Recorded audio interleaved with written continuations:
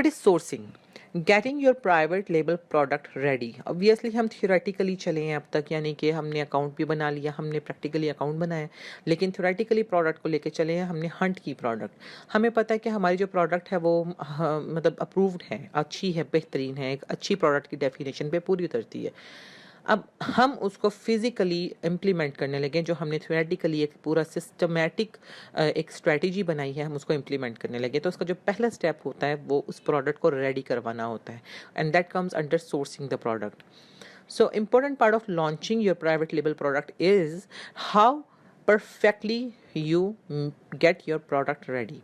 यानी कि उसकी क्वालिटी स्पेसिफिकेशंस, उसका कंपेटिटर एनालिसिस करने के बाद उसके अंदर क्या क्या खसूसियात हैं जो आपके कंपेटिटर्स प्रोवाइड कर रहे हैं और आपने भी प्रोवाइड करनी है, और कौन कौन सी खामियां आपके कंपेटिटर की प्रोडक्ट में जिनको आप ओवरकम करके अपनी प्रोडक्ट पर बेहतरीन करके उसको अपनी कंपेटिटिव बेनिफिट्स ले सकते हैं, यानी कि अपने कंपेटिटर के ऊपर अपना बेनिफिट ले सकते हैं।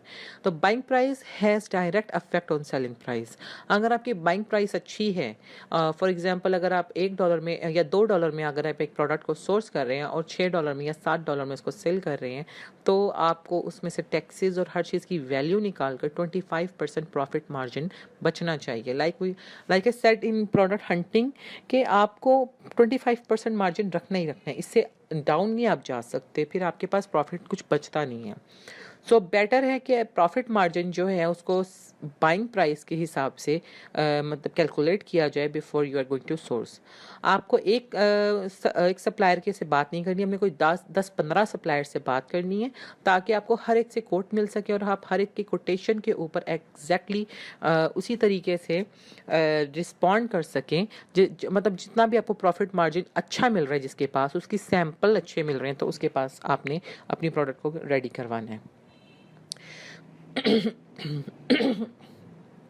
So the process of sourcing. After hunting products, you contact the supplier. आप supplier से contact करते हैं. A supplier is a person, company which will supply product to you, which you hunt. जो product आपने hunt की होती है, supplier या company और या person होता है जो आपको provide करता है वो products. And they will prepare the shipping, place barcodes, label and the carton and ship the product to the destination address। Amazon का warehouse अगर आप FBA-PL कर रहे हैं तो वो आपके लिए शिपिंग भी प्रिपेयर करते हैं, आपके लिए बारकोड्स भी प्रिपेयर करते हैं, आपके लिए लेबल्स भी लगाते हैं, आपकी रेडी टू शिप कॉटन्स तैयार करके वो आपके लिए शिप कर देते हैं DDP रेट पे। DDP means duty delivery paid, यानी कि आपने उनको एक प्राइस दे देनी है, आपसे वो जो प्राइस ले रहे हैं आपने उनको वो पे कर देना है, और उसके बाद वो आपको पहुंच आपकी जगह पर, आपकी डेस्टिनेशन पर चीज़ देते हैं। That is called DDP, duty delivery paid. तो आप जब एक सप्लायर से बात करते हैं तो आपने हमेशा यही बात करनी होती है कि मैं DDP चाहता हूँ। मैं मतलब आपके साथ ये नहीं चाहता कि आप प्रिपेयर करके वहीं रखें और हमारा कोई शिपिंग एजेंट आके उसको उठाए। ऐसी सिनेरियो में बहुत कॉम्प्लिकेशंस हो जाती है। तो बेटर है कि हम जो भी सप्लायर हायर करते हैं अपने काम के लिए, हम उससे शिपिंग की भी बात करें।